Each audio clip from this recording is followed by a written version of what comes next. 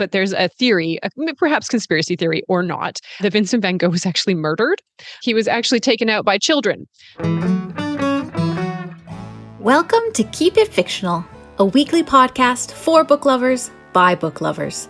Build your to-be-read list with Sadie, Liz, Virginia, Fiona, and Corene from the Port Moody Public Library. Warning, this podcast contains strong opinions and may cause an increase in your library holds list. Welcome to another episode of Keep It Fictional, the book podcast for book lovers by book lovers. Today, I am your host, Corene, and joined as ever by two of my lovely book friends, Sadie and Al. And I am very excited today because we are talking about one of the topics of my hyperfixation. We're talking about art, people. And I thought that I would start it like high school essay style of asking, what is art? Is it something that we all recognize in the same way that Supreme Court Justice Potter Stewart said in his landmark ruling on pornography, I know it when I see it? Or is it something that can be objectively judged? What makes great art? Why do we make art? What makes an artist an artist? What makes art art and not craft? What's the difference between art and craft? And who gets to decide? So, human beings have been creating art from the very beginning. In fact, the oldest piece of art that we have found or that has survived is the ochre paintings of 3 wild boars painted on the walls of a limestone cave on the Indonesian island of Sulawesi. These depictions are 45,000 years old. If you think about the Lascaux caves, they're only 17,000 years old. We've been creating art for religious or ceremonial reasons. If you think about the Dutch masters that we're all so fond of, they created art for straight up profit and money. It could be for fun. Some actually theorize that the Easter Island moai were created just as kind of like a make work fun project. Every 2 years, we just gather around and make a giant head for funsies. It has been made to commemorate great battles. It has been made to communicate royalty and a blessing from heaven. It's a symbol of power. If you think about Korean folding screens, they show that the divine right of the king is legitimate and right. They can show power or love or victory or defeat. Making art makes us human. And I would argue, and am going to argue, that art, the appreciation and understanding of, is intrinsically tied with literary explanations, with literary works, because we aren't necessarily born innately with the keys to understanding art. We have to be taught how to see and how to interpret art. Every piece of art is a story. It's a piece of history. It was created in a specific time, in a specific place by a specific people. It's a product of culture. The symbolism, unless it is explained to us, unless we're part of that culture and time, is lost to us. And it's also the individual story and vision of an artist. And without an explanation or context, you can't really understand it on a deeper level. We look at it, we see globs of paint on a canvas, and we feel maybe something, but probably nothing. I would argue with art, context is everything. And I want to give you an example of one of my favorite pieces of art. So you walk into a gallery, and on a white painted wall, there are 2 clocks. These are regular office clocks that you could buy at Staples. They have a black rim on them, and they are placed touching side by side on the wall. They are the most boring clocks in the world. You probably paid $7.99 for them. The clocks at the beginning of the exhibit are synchronized. So they're showing the exact same time. Now, over the course of the exhibit, over the slow creep of time, these clocks will fall out of sync with each other. Now, you look at these clocks on the wall, which anyone could do, and you read the plaque. It's by Felix Gonzalez Torres. It's made in 1991, and it is called Untitled Perfect Lovers. Now, what if I told you that this piece of art is valued at $7.7 million? Now, to look at this, you would probably feel nothing. It's two clocks. It's modern art. Modern art is nonsensical. But if you read into the context of it, I think you can see why this actual piece of art is so affecting. So first is that in 1991, there was a lot of feelings that art, public money, should not be spent on gay art or gay artists. And so many believe that this was a protest against the censorship of gay art, using everyday found objects, putting it up on the wall and saying, we can make art with whatever we have. The second is the personal history of the artist. In 1987, Gonzalez Torres's partner, Ross Laycock, was diagnosed with AIDS. And if you think about those two clocks touching in perfect sync with each other until one slowly falls out of sync. And when he was designing this, he kind of wrote about it as he was conceptualizing this piece. And he wrote about this piece, I believe, to Laycock. Don't be afraid of the clocks. They are our time. The time has been so generous to us. We imprinted time with the sweet taste of victory. We conquered fate by meeting at a certain time in a certain place. We are a product of the time. Therefore, we give back credit where it is due, time. We are synchronized now, forever. I love you. So the context of this art is everything. And that's why seeing art is one aspect to it, but reading about it and contextualizing it is the other key to really appreciating it on a human level. So we are lucky today that we are going to be looking at 3 books about art, about artists, and even maybe about stealing art. So I'm very excited to see what our fellow art appreciators have come up with today. So I am going to swing it over to Al to get us started. So today I'm going to talk about a book about art, about artists, but most of all about the color blue. This book is Sacre Bleu, Comédie d'Art by Christopher Moore. We learn a little bit of history of the color blue as the book goes on, especially ultramarine blue, the sacred blue, the blue of Mother Mary's cloak, as dictated in the 13th century, one of the rarest colors of paint available. True ultramarine blue is made from crushed lapis lazuli, a stone that could not be found in most parts of the world, including France, where our story takes place. We open in Auvergne, France, July 1890, with a different story than the one we may have heard. Vincent van Gogh sets up his easel at the intersection of 3 roads and begins to paint. But there is a sound behind him, a rustling, and a twisted little man emerges from the corn. It is the color man, capital C, and the sight of him terrifies Vincent. You owe me a painting, the color man tells the painter, and Vincent tells him he burned it. When he looks back at the color man, he is now holding a gun, and he threatens to shoot Vincent if he doesn't tell him where the painting is. Vincent lies again, says it's a painting of a church hanging in an inn nearby.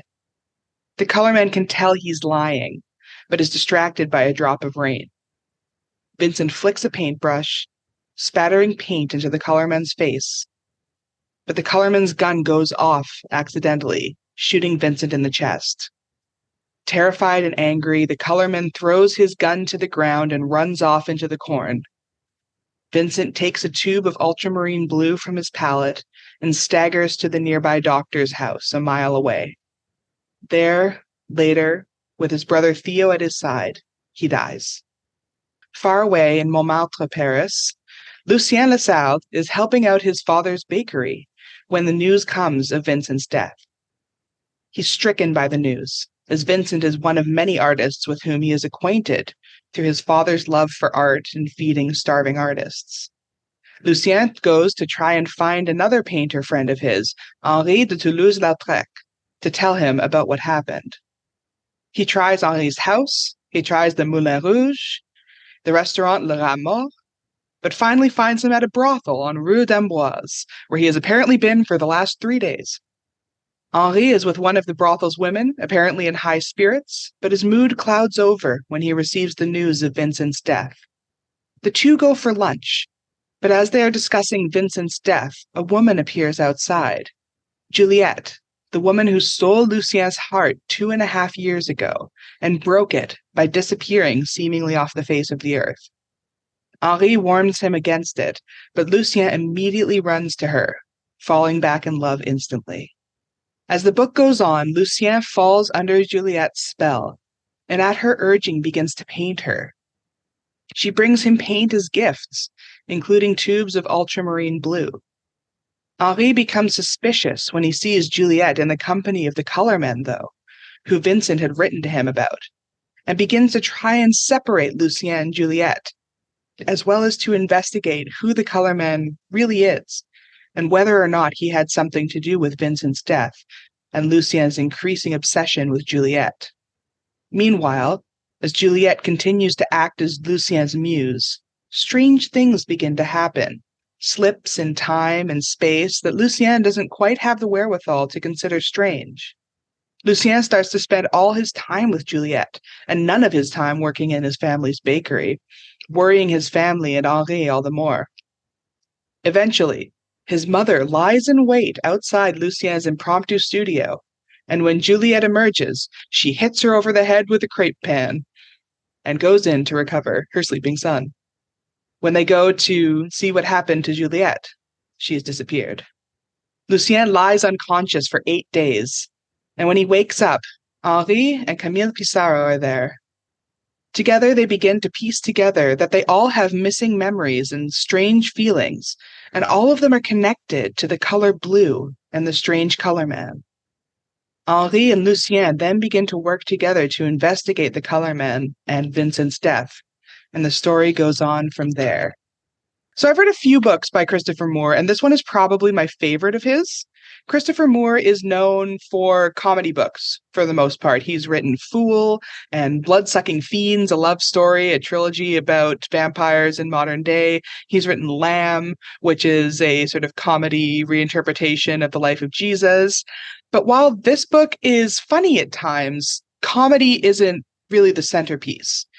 Instead, you get to see Moore's obvious love of Impressionist art and a well-researched, well-plotted mystery set in 19th century France, with almost surreal aspects of fantasy woven in throughout, especially surrounding Juliette and the color blue and the color man, with occasional asides about the history of ultramarine blue and of art and of color theory. One of my favorite parts about this book is that it's in full color. The text is all dark blue, which is very noticeable when you begin, but after a short while becomes completely background and something you don't even notice, which I think is a great structural reference to the plot of the novel itself. As well, there are full-color reproductions of paintings by the artists referenced in the novel. Some of these paintings are referred to specifically in the text. Other times, they're just related to what's going on. They are very small and matte on the page. But this book really made me appreciate the Impressionist art style even more than I already did, and makes me really want to go traveling to see some of these pieces in person. What really shines through here is the love of art and the love of art history and the love of what it is that makes us create art. What is it that makes us want to create art even when we're not making any money, even when it's not bringing us anything material in life, but it brings us something in the heart. This is a great book. I highly recommend it. It's very funny at times, and it's just a really well-written piece of work. And also, just as a physical object, I highly recommend picking up this book just to read it and to see all the paintings, to see the blue text. I think it's a good experience of a book as a physical piece of art as well. Nice. Very, very nice. Yeah, if you're interested in kind of like the history of the physical process of making color, there is a really great book called The Secret Lives of Color by Cassia St. Clair, which goes into all the different colors and gives you little pieces of history about like where do we get like arsenic green from? What is the history of this particular shade of gold? And edges of all the pages are actually the colors. So you kind of like flip through and find a color that interests you. It's such a delightful book, really enjoyable just to kind of flip through and get these little snippets of history. I really suggest that. And then if you're looking at it from like an artistic side of view, Joseph Albert's color theory, he's the boss of. The Interaction of Color is another book where he talks about his particular idea was like the juxtaposition of colors by each other to elicit an emotion or feeling, which is kind of, I think, what this book is looking at, how a particular color, a particular pigment can make us feel an emotion, which again is a wild, wild concept. But yeah, so Joseph Albert, The Interaction of Color and The Secret Lives of Color. And funnily enough, I cannot remember I'm trying to find the actual name of the book of the person who wrote this, but there's a theory, perhaps conspiracy theory or not, that Vincent van Gogh was actually murdered and did not take his own life. So once I find that, there's a very, very long book that, you know, he was actually taken out by children, which is kind of a great theory. And when you hear it, it's actually quite convincing. So there's also a great BuzzFeed Unsolved episode about it. So you can treat yourself to that if you are interested. Al, I'm curious. You said you had a great appreciation for the Impressionist artist. My existential question for you is like, what is your favorite piece of art? I think I'm going to have to pick a piece of art by the Impressionists. I love them so much, and Vincent van Gogh is one of my favorite artists of all time. I think I'm going to have to say, I can't remember the exact title, but it's The Crows Over the Cornfield. I think it's an underrated painting of Vincent van Gogh's because everyone knows Starry Night, everyone knows that painting at the church, everyone knows the sunflowers, but The Crows Over the Field just has this sort of melancholy to it that I really appreciate. And it's one of the few that I believe I've seen in person. When I was a child, my family did a big trip to Europe and we got to go to a lot of museums. And one of the things we would do, or my parents would do to keep me and my brother occupied, was take us to the gift shop first. And then we would pick a postcard with a piece of art from the gallery and we would have to go find it. And it was actually really engaging, and it really was a fun way to sort of get us interested in the art that we were going to see and get us more engaged with what we were doing. I'm going to hold on to that one. That's a good idea. And already Evie loves search and find things, so I feel like that's going to be it's going to be a good one. Thank you. It's really genius. Like, it's really clever. Oh, smart. Okay, well, speaking of art galleries, I am going to talk about my book, which I'm very excited to do. I love reading about art. I think there's the side of like artist creation, there's the context of art, but then there's also like the art world, which is something that is very different and separate from art. And the question of exactly like who decides what art is one that we should all struggle with, because the history of what is determined to be art or what is determined to be craft and why craft is usually denigrated to a separate category is the story of sexism and racism and colonialism. What is determined to be great art is frighteningly determined by a small handful of very rich old white men. They decide what is art. They decide what is worthwhile art. They decide how much that art is worth and who is an artist and who is simply a craftsman. I mean, if you look at the beautiful, like, basket weaving of Indigenous artists or even the wireframe statues of like Ruth Asawa, why are those put into a separate and lesser category than a statue in marble? Why? Who decides that? How come? What's the reason? And I think that that is always worth examining, especially because art galleries and the art world is, I'm going to put the word allegedly for like legal reasons. It's allegedly extremely corrupt. And if you would like to delve into exactly how corrupt it is, but also the history of the people both of it and exploiting of it, boy, do I have a book for you. So let me tell you this. Stealing art is easy. Stealing art is almost painfully easy. There is a fantastic book, I believe it's called Art and Madness, but I will look it up and let you know, about a French thief. I believe his name is pronounced Brizard. Over a course of a number of years, he stole 200 pieces of art, statues, sculptures, some paintings, worth estimated to be about $1.4 billion. Was kind of caught twice trying to smuggle art out, but the police were like, oh, it's your first time. Don't worry about it. Just don't do it again. Again, we think 200 pieces of art, and it is almost comically easy to steal art and antiquities. All you have to do is you have to have a little bit of boldness, a dash of audacity, and a calm and steady hand. The security in most museums and art galleries is light. And as long as you go on the lunch where there's less tourists around and the security guards are doing their lunch break, so there's less of them around, as long as you have a big jacket, you can essentially walk away with anything. Even the great institutes that we think are the most safe are not, as we have recently learned from the British Museum, who are missing 1,500 objects that they only recently discovered are missing when one of the coins showed up on eBay. And someone who worked there was like, wait a minute, don't we own this? And the question was, you did. So when something of great value goes missing, who do you call? Well, strangely enough, you call the FBI.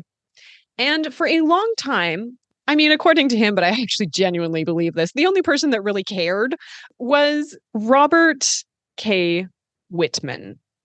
So most countries don't care about art theft because in the grand scheme of things, it's a victimless crime. They're really busy going after real bad guys who are, dealing in drugs or arms or human trafficking. So like art kind of falls like on the low end of things that they're really caring about. And this was the same case with the FBI, who just were like, well, is it 25 kilos of cocaine? No. Okay, it's a painting. Like, get over it. Even though a lot of this art and antiquities are stolen and sold to fund organized crime, hence the corruption part of the art world. And so when things went missing, they called Robert K. Wittman, who was a specialist in the FBI on how to go undercover to retrieve art. Trying to catch the thieves is a little bit tricky. Again, as I said, stealing art is easy. It's easy. You and I could do this. You don't need a specialized team. You just need to literally just like yank it off the wall and walk out. Difficult part is selling it, especially if it's a well-known painting. And one of the many facts that I learned from this fantastic book is that the resale value, especially of a very well-known painting, is only about 10%.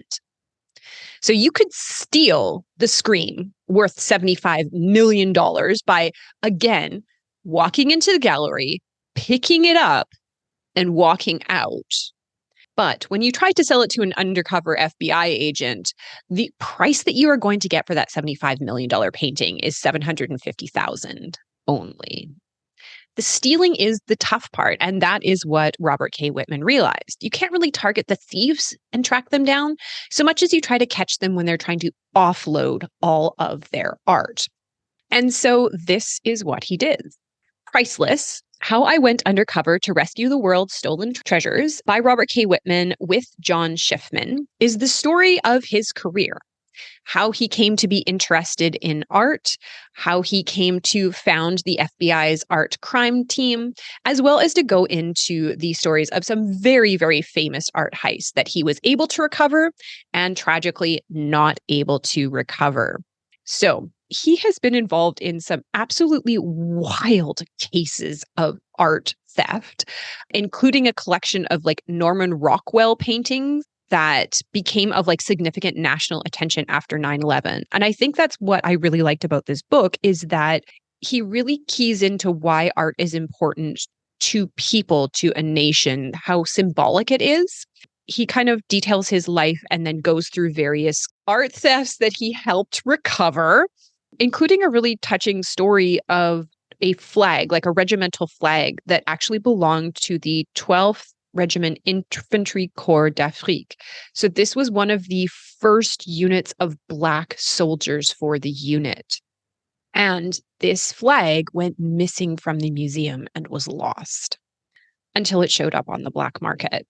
And so Robert Wittman went undercover to retrieve this flag and return it back to the community. And for them, that's an important symbol that means something to this collector who is well aware of its history. It just was a price tag, a potential payday.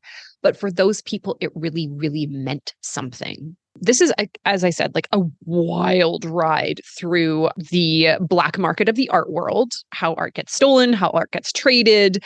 There is a copy of the Bill of Rights that he tracks down. There are eagle feathers and headdresses from indigenous groups, which again has its own separate black market.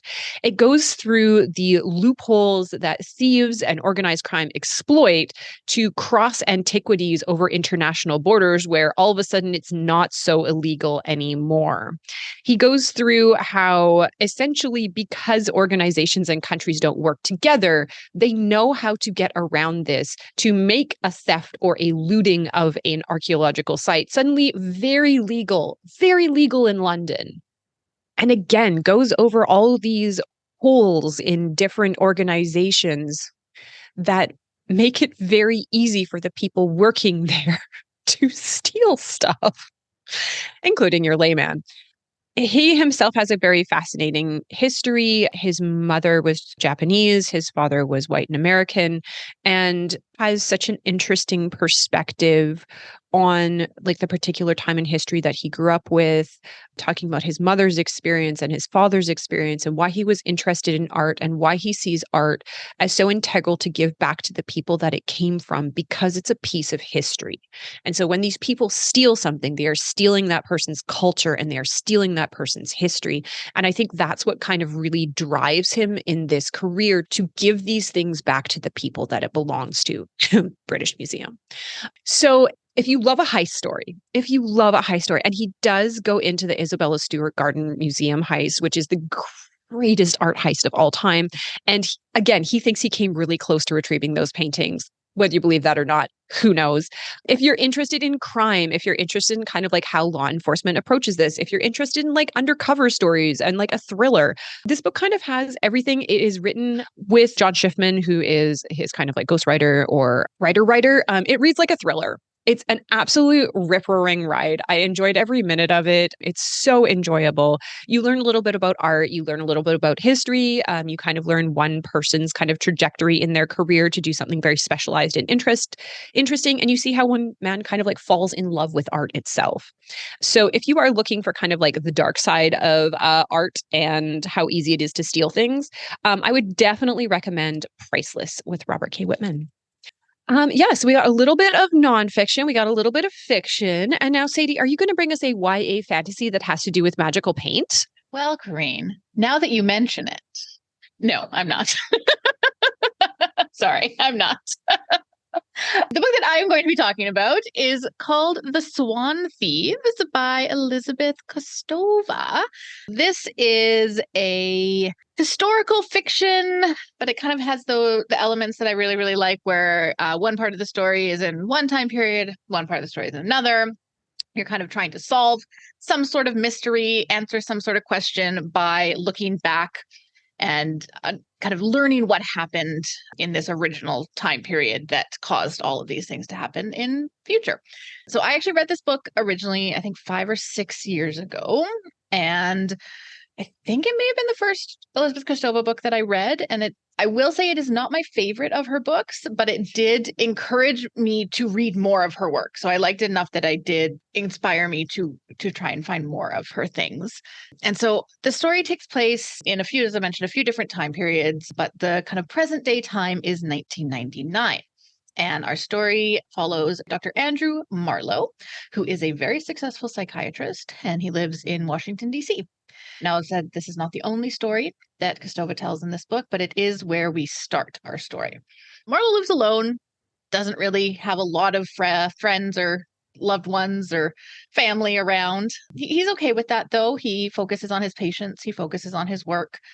In his downtime, he focuses on his one true hobby and passion, which is painting. And so he spends all of his time when he's not with his patients painting or visiting art galleries.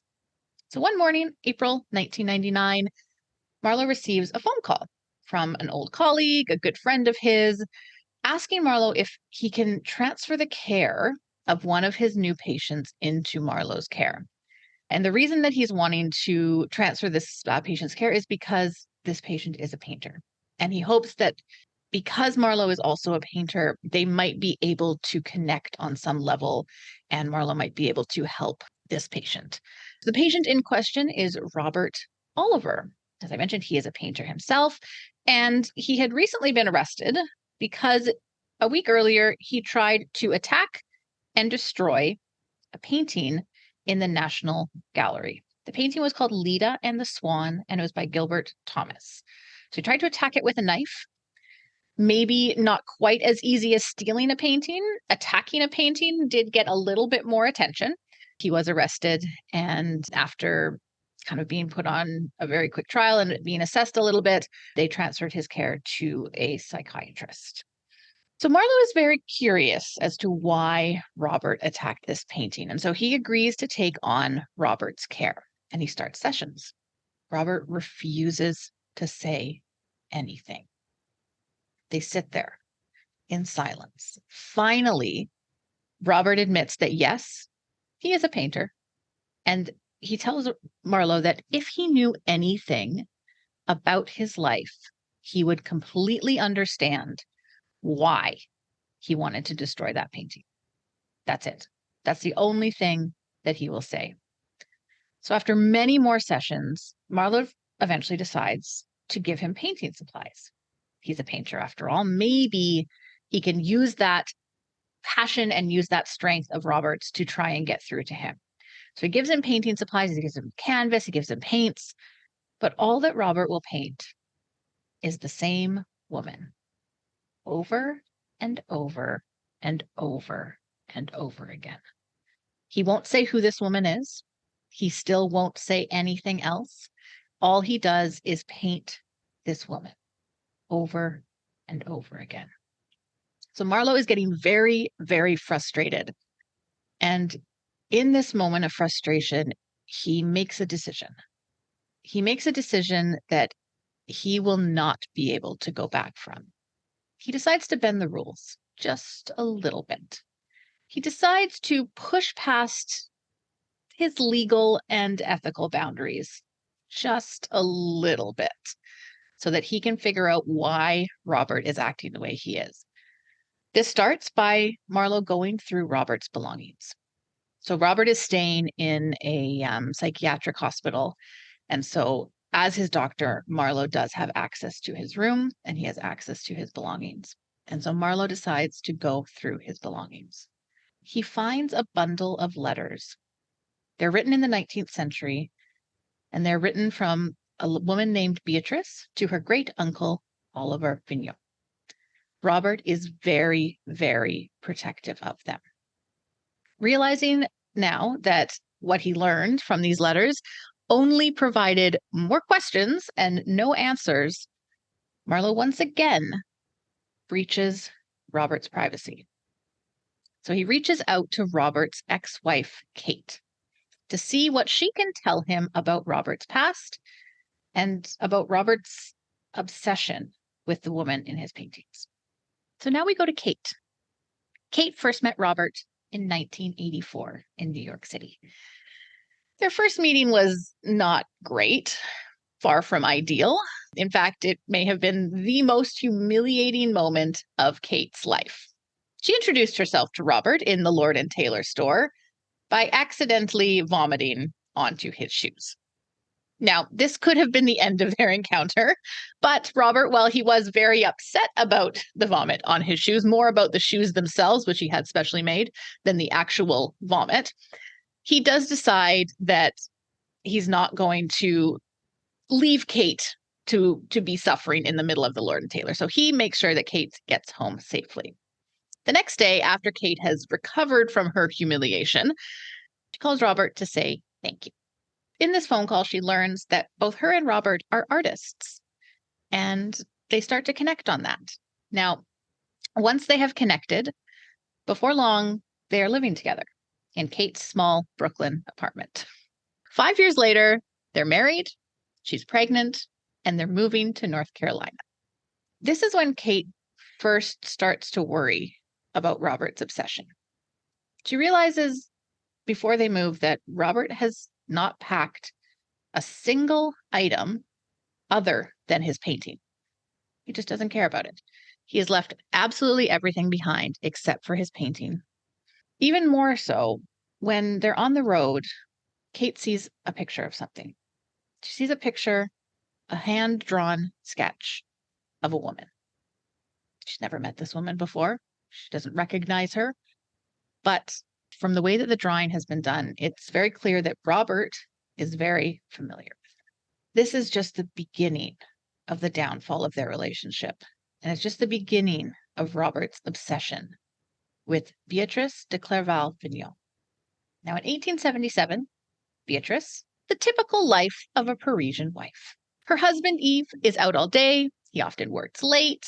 Well, at least that's what he tells her. Although Beatrice doesn't really have any proof on the matter. She also doesn't have any reason to believe otherwise. But she finds that she doesn't really care.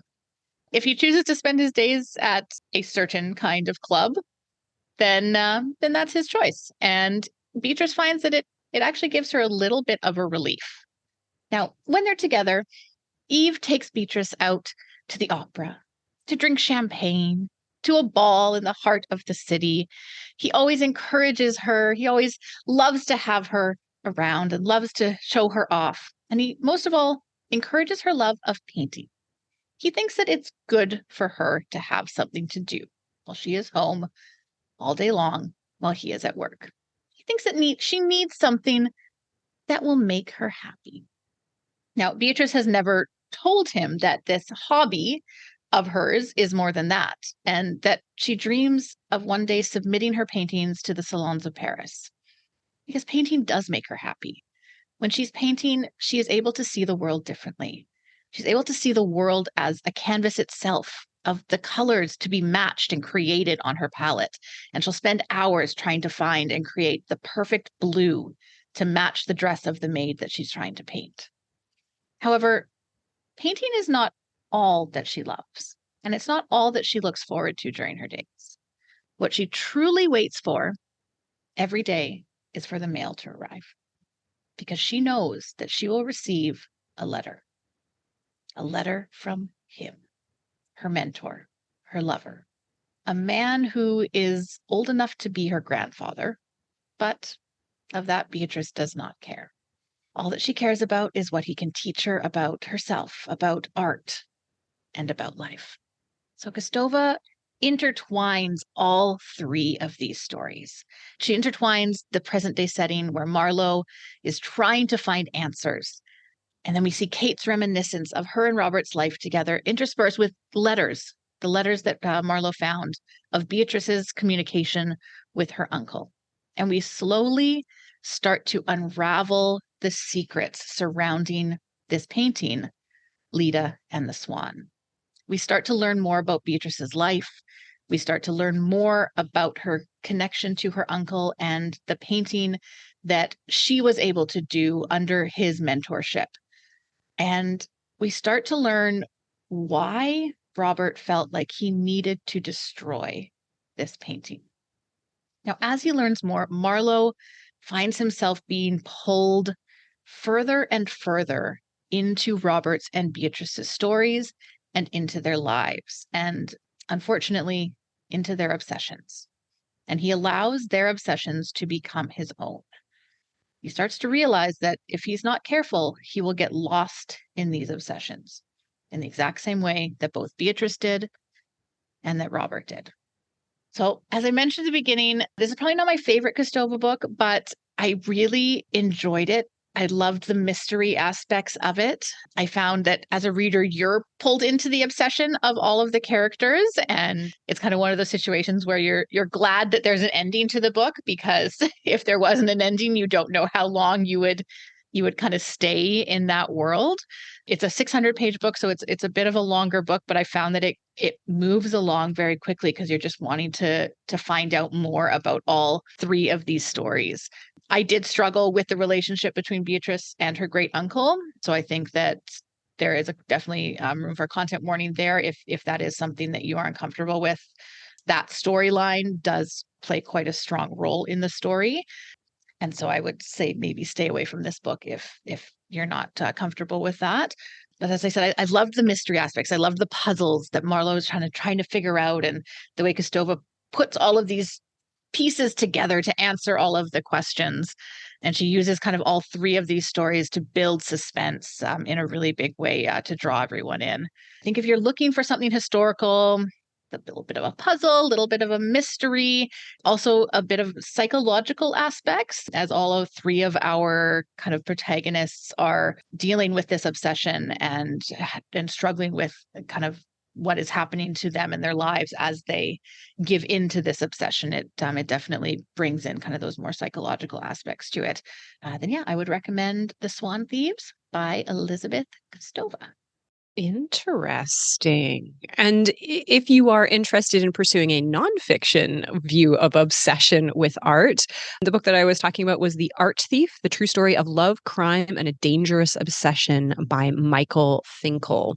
And if you want to see whether Van Gogh was murdered by children or not, Van Gogh, The Life by Stephen Nathan and Gregory White Smith. And it's funny, when you said The Swan Thief, I thought you were going to be talking about, there's a very famous true crime case of someone who stole feathers, just feathers, famous, very expensive feathers, called The Feather Thief by Kirk Wallace Johnson.